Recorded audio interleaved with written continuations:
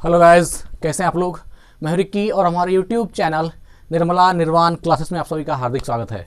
तो medieval India चल रहा है, मध्यकालीन भारत, और उसमें हम लोग देख रहे हैं भक्ति आंदोलन के संत। भक्ति आंदोलन के संत जो टॉपिक है, भक्ति आंदोलन में हम लोग पढ़ रहे हैं इसको। और इसके पहले हम लोगों ने जो है बहुत सारे संतों को पढ़ा था, रामानुजाचार्य, रामानंद, कबीर, गुरु नानक देव। और आज जो बारी है श्रीमद वल्लभाचार्य की बारी है ना। चैतन्य महाप्रभु को भी पढ़ा था, तो आज बारी है श्रीमद वल्लभाचार्य की। और भक्ति आंदोलन में इनका बहुत बड़ा योगदान रहा। तो आइए इसको हम लोग देखते हैं, श्रीमद वल्लभाचार्य को, कि इनके जीवन का क्या क्या कहानी है और क्या क्या है। तो प्रसंग इनमें भी है। तो आइए स्टार्ट करते हैं आज की कहानी का, आज के जो है हमारे भक्ति आंदोलन के संत का। तो ठीक है, श्रीमद वल्लभाचार्य, और बेहतरीन वीडियो है मित्र, पूरा देखिएगा, जरूर ही अच्छा लगेगा।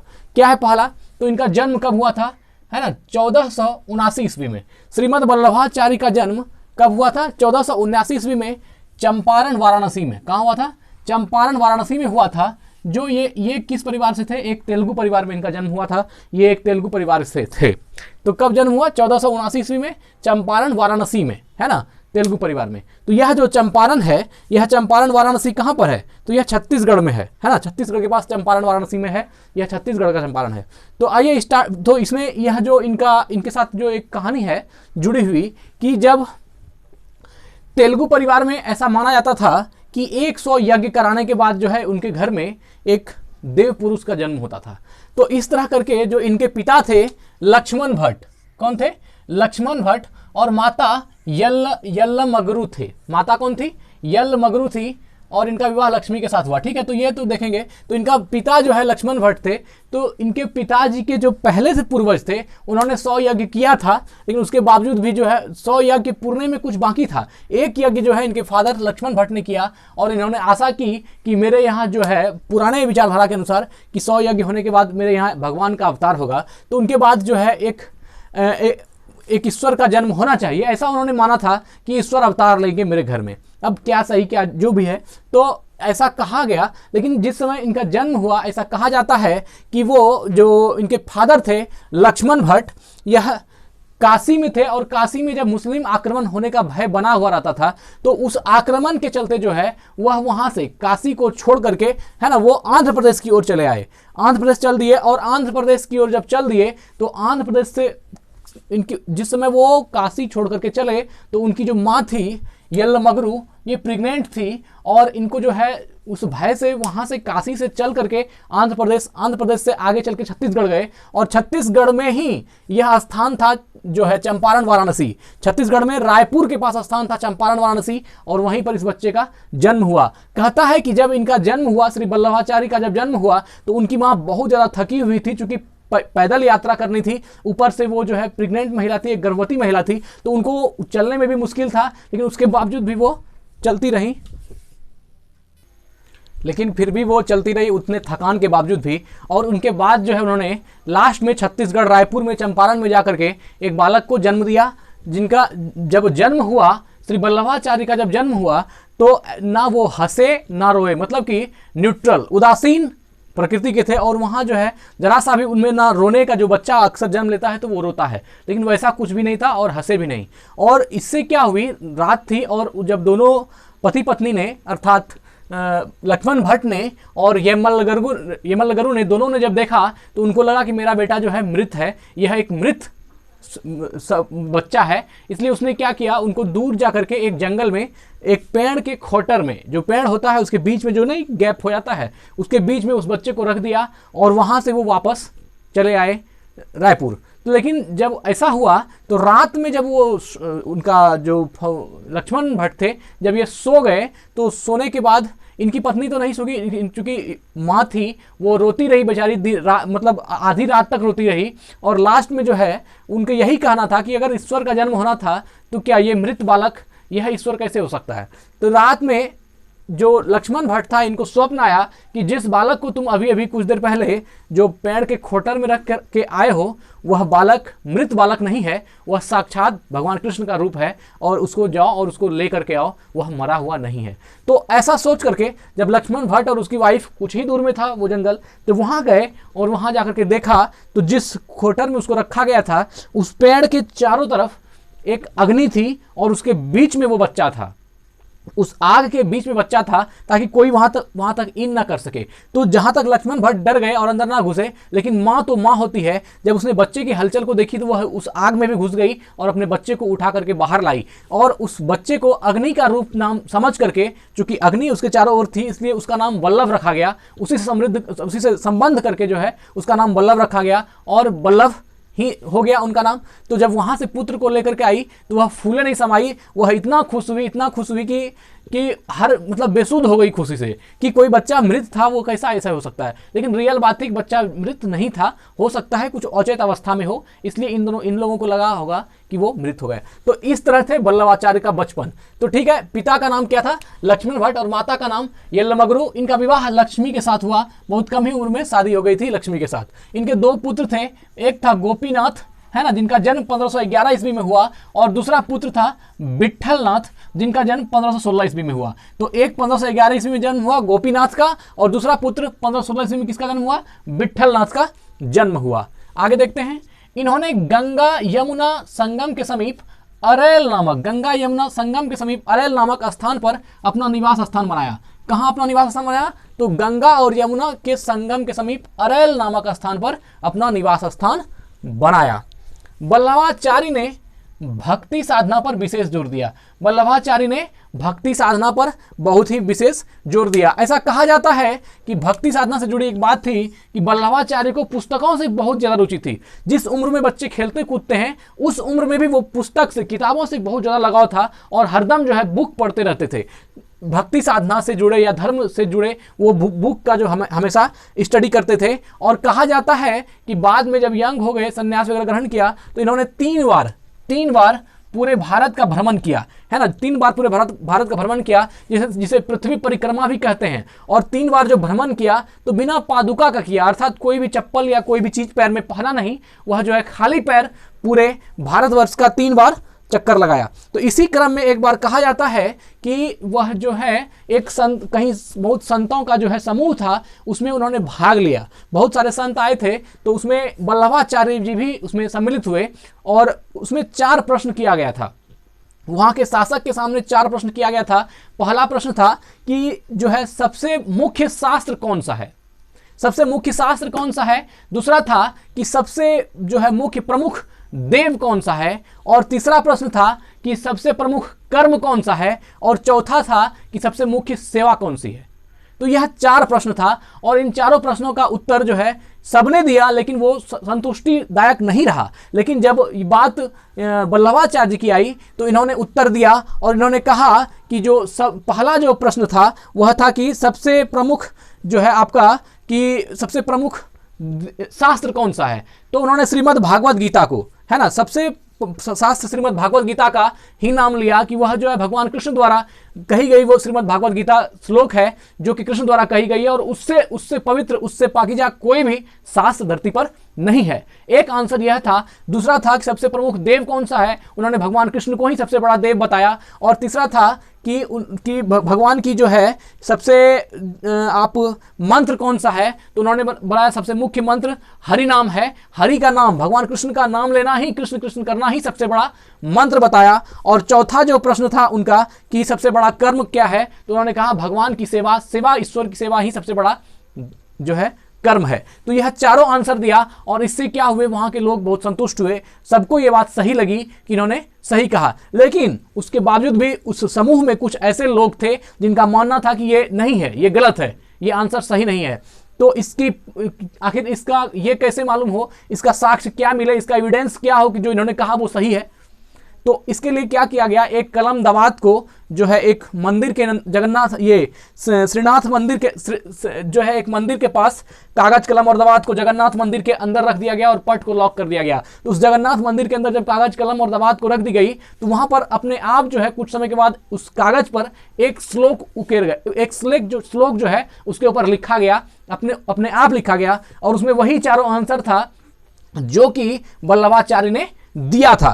कि क्वेश्चन था कि सबसे जो है मुख्य शास्त्र कौन है, श्रीमद् भागवत गीता। सब मुख्य देव कौन है, तो कृष्ण है। और सबसे बड़ा मंत्र कौन है, तो सबसे बड़ा मंत्र जो है कृष्ण नाम है, हरि नाम है सबसे बड़ा मंत्र। और सबसे बड़ा कर्म कौन है, तो कृष्ण की सेवा, ईश्वर की सेवा ही सबसे बड़ा जो है कर्म है। तो ये चारों आंसर को लिखा गया था, और जब उसके ऊपर लिखा गया तो वह संस्कृत श्लोक में लिखा गया। वह लिखा गया क्या कि जब कागज के ऊपर लिखा गया, एकं शास्त्रं दैविकी पुत्र गीतम एको देवो देवकी पुत्र एव मंत्रो एप्य कस्तस्य नमामि यानी कर्माप्येक तस्य देवस्य सेवा। अर्थात इसमें चारों ही आंसर जो उन्होंने कहा, एकं शास्त्रं देवकी पुत्र गीतम, अर्थात जो है श्रीमद् भागवत गीता ही सबसे बड़ा शास्त्र है। एको देवो देवकी पुत्र एव, सबसे बड़ा देव जो है देवकी पुत्र कृष्ण ही है। और मंत्रो एक तस्य नमामि यानी, मतलब भगवान कृष्ण का जो है नाम ही सबसे बड़ा मंत्र है। और कर्माप्य को तस्य देवस्य सेवा, और भगवान कृष्ण की सेवा ही सबसे बड़ा कर्म है। तो यह चारों ही आंसर अपने आप उस पुस्तक में लिखा गया। वहां की कॉपी जब पट को खोला गया तो वहां देखा गया कि ऑटोमेटिक लिखा गया, और बाद में सारे संतमत जो है इनके चरणों में गिर पड़े कि ऐसा दैवी शक्ति जो कोई अलौकिक लोग ही को जो यहाँ इस लोक के नहीं होते हैं, कोई ऐसे ही लोगों के साथ होती है। तो यह थी वल्लभाचार्य की बात। इसके बाद कहता है जब वो वृंदावन से आगे बढ़े, चलते चलते जब वहां हो गई तो वृंदावन से आगे बढ़े तो वह एक बार जो है कृष्णदेव राय के दरबार में पहुंच गए। कृष्णदेव राय का नाम आप लोगों ने सुना होगा, कृष्णदेव राय। तो कहता है कि नाम था बल्लभ और हो गए वल्लभाचार्य। तो ऐसा क्यों हुआ? तो इसके पीछे एक कहानी है कि कृष्णदेव राय के दरबार में जब ये पहुंचे वल्लभाचार्य, तो वहां पर बहुत सारे जो है आध्यात्मिक लोग थे, बहुत सारे संत थे, और वहां पर शास्त्रार्थ हुआ। शास्त्रार्थ में वल्लभाचार्य के तर्कों का कोई भी काट ना हुआ, मतलब इनके जो तर्क शास्त्रार्थ में दी गई वल्लभाचार्य के द्वारा, उसको किसी ने काट ना सका। और इसलिए वहां पर जो है कृष्णदेव राय ने खुश होकर के इनको सभी संतों का शिरोमणि बताया और आचार्य की उपाधि दी। तब से जो वल्लभ था यह वल्लभाचार्य हो गया। तो यह कृष्णदेव राय के दरबार में ही उनको आचार्य की उपाधि मिली, और तब से आप जो पढ़ते हैं श्रीमद् वल्लभाचार्य, तो यहां पर उनको आचार्य की उपाधि मिली। फिर कहता है कि वो घूमते घूमते वृंदावन पहुंच गए, और वृंदावन जाने के क्रम में रास्ते में उनको एक अंधा व्यक्ति मिला। उस अंधे व्यक्ति वह बहुत कष्ट से जो है मतलब बहुत कष्ट की अवस्था में था, उनको कोई रोग वोग था। तो वो अंधे व्यक्ति को देखा और जो है इन्होंने उनसे कहा, वल्लभाचार्य ने उस अंधे व्यक्ति से कहा कि आप जो है ऐसे रास्ते में क्यों, मतलब ऐसे कष्ट से क्यों कष्ट भोगते हो? इससे अच्छा है कि तुम कृष्णलीला का भजन गाओ, कृष्णलीला गाओ, वही ईश्वर तुमको जो है इस अंधे से भी मुक्ति दिला देगी और हो सके तुम्हारा सारा कष्ट भी दूर कर देगा। फिर क्या हुआ, उस अंधे व्यक्ति को लेकर के वह वृंदावन आए, वृंदावन चले आए, और वृंदावन में जाने के क्रम में उनको कृष्णलीला का गायन करने के लिए कहा गया। पर उस अंधे व्यक्ति ने कहा कि ना तो मैं कृष्ण को जानता हूं और ना ही मैंने कोई कृष्णलीला देखी है जो मैं उसका गायन कैसे कर सकता हूं, क्योंकि जब मैंने देखा ही नहीं तो मैं कैसे गायन करूंगा। तो ऐसा कहते हैं कि वल्लभाचार्य ने उनके सर पर हाथ रखा और 5000 वर्ष पुरानी जो ब्रज में कृष्ण की कृष्णलीला होती थी उनका सारा दृश्य उनको दिख गया। और वो अंधा व्यक्ति कोई और नहीं, सूरदास थे। सूरदास का नाम आपने सुना होगा, सूरदास, सूरसागर के रचयिता सूरदास, जो बहुत बड़े कृष्ण भक्त हुए। आगे उनको भी हम लोग पढ़ेंगे इसी कड़ी में। तो वह जो बालक उनको 5000 वर्ष पहले कृष्णलीला का जो है पूरा एकदम साक्षात दृश्य उनके मस्तिष्क में आ गया, और उसके बाद जो है उन्होंने कृष्णलीला को लिखना शुरू किया। और वृंदावन में श्रीनाथ मंदिर में एक दिन उनको लाया गया, और वहां पर वो उन्होंने सूरसागर जो सूरदास हैं उनको वहां पर बैठा दिया, और उनको कहा कि प्रत्येक दिन आपको एक पद जो है खुद से बनानी है। कृष्णलीला को जब आप देख रहे हैं तो आपको कृष्ण पर एक पद रोज बनानी है, और उसी पद का गायन प्रत्येक दिन श्रीनाथ मंदिर में बैठकर करना है। तो सूरसागर ने कहा ठीक है। उन्होंने क्या है, उन्होंने लिखते लिखते ऐसा हुआ कि बहुत दिनों में बहुत सारे 1000 श्लोक ऐसे लिखे कृष्ण पर, और वही 1000 श्लोकों का संग्रह जो है आपका सूरसागर बना, जो कि सूरदास रचित है। बेहद ही फेमस और बहुत ही महत्वपूर्ण ग्रंथ है। तो वह सूरसागर भी आपको एक तरह से समझें तो वह सूरसागर जो 1000 पदों वाली सूरसागर है, उसकी रचना जो सूरदास ने की, वह भी एक तरह से इनडायरेक्ट रूप से देखें तो वह भी किसका देन है? तो वह श्रीमद् वल्लभाचार्य का ही देन है, क्योंकि कृष्णलीला जब तक उनको होता नहीं, या उनके जीवन को बदलने में मूल योगदान आप श्रीमद् वल्लभाचार्य का भी दे सकते हैं। ठीक है, अब आगे बढ़ते हैं। तो वल्लभाचार्य ने भक्ति साधना पर विशेष जोर दिया। इनका भक्ति साधना जो था वह शुद्ध द्वैतवाद था। देखिए, अगर यदि शुद्धाद्वैतवाद, वल्लभाचार्य की भक्ति का अगर बात करें तो यह शुद्धाद्वैतवाद अर्थात शुद्ध द्वैतवाद में भरोसा करता था, और शंकराचार्य जी जो थे वह अद्वैत में भरोसा करते थे।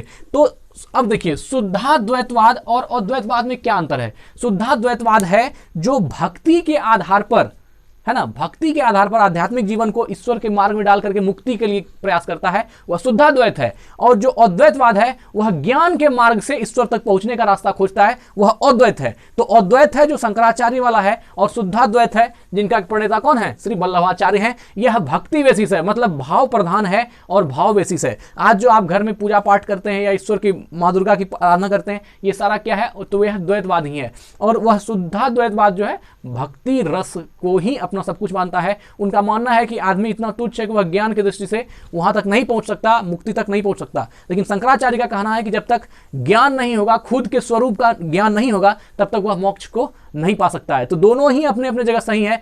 तो मार्ग मुक्ति पहुंचना जो है आपका, वह मुकाम मुक्ति ही है, लेकिन रास्ता अलग अलग है। कोई भाव विभोर होकर के भक्ति के माध्यम से पहुंचता है, तो कोई ज्ञान के माध्यम से पहुंचता है। तो शंकराचार्य का जो रूट है वह ज्ञान के माध्यम से होकर के, स्वरूप ज्ञान होकर के तब मुक्ति तक पहुंचता है। लेकिन जो इनका वल्लभाचार्य का है, इनका कहना है कि हर लोग जो है ज्ञान हासिल नहीं कर सकता, क्योंकि हर अलग अलग स्टेटस के लोग, अलग अलग माइंड की स्थिति हर आदमी की अलग अलग होती है। जो बहुत तुच्छ है उसके लिए शंकराचार्य का मार्ग बहुत ही दुर्लभ है, वह उस अवस्था को नहीं पहुंच सकता, वहां तक नहीं पहुंच सकता। जिस चेतना की बात वह करता है, सब लोग वहां तक आसानी से नहीं पहुंच सकते। यही कारण है कि अद्वैतवाद की पकड़ हर लोगों तक नहीं होती। लेकिन शुद्धाद्वैतवाद जो है यह ईश्वर के प्रति प्रेम रखता है कि ईश्वर जो है एक परम आत्मा है और वह हमारा हितैषी है, हम उसका भक्ति करते हैं, वह सर्वशक्तिशाली है, सर्वशक्तिमान है, हम उसका पूजा करते हैं। और यह इस भाव से भी आदमी शुद्ध होता है, और वह धीरे धीरे जो है उसी ज्ञान मार्ग, भक्ति मार्ग सब मिलकर के लास्ट में मुक्ति की ओर पहुंचता है। तो यह शुद्धाद्वैतवाद है